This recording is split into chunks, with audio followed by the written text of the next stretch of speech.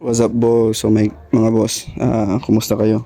So may comment tayo dito kung ano ba yung ginamit natin na throttle cable, ah ang tawag nito, clutch cable at brake hose.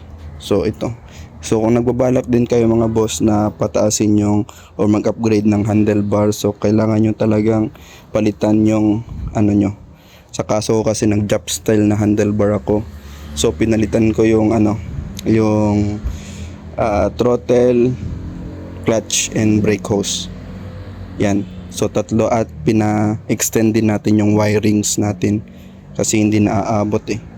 So sa boss, sa throttle cable, yung pinalit ko dito is yung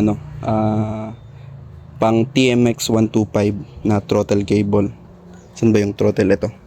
Ito yung throttle cable TMX 125 at para sa naman sa clutch cable natin is TMX Supremo.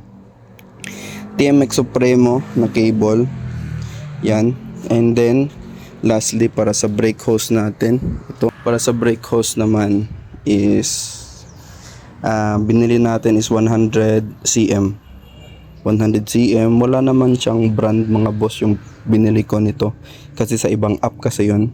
So walang brand, yung size lang naman talaga yung pero ilalagay ko dito sa video na to kung ano yung nabili ko, yung eksaktong nabili ko.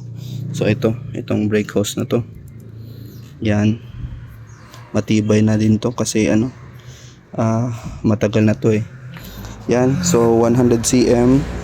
Yeah, i-check nyo sa yellow basket mga boss, baka sakaling makatulong at pa-upgrade nyo na yung handlebars nyo. So yun lang mga boss, papalo naman dyan, at maraming salamat.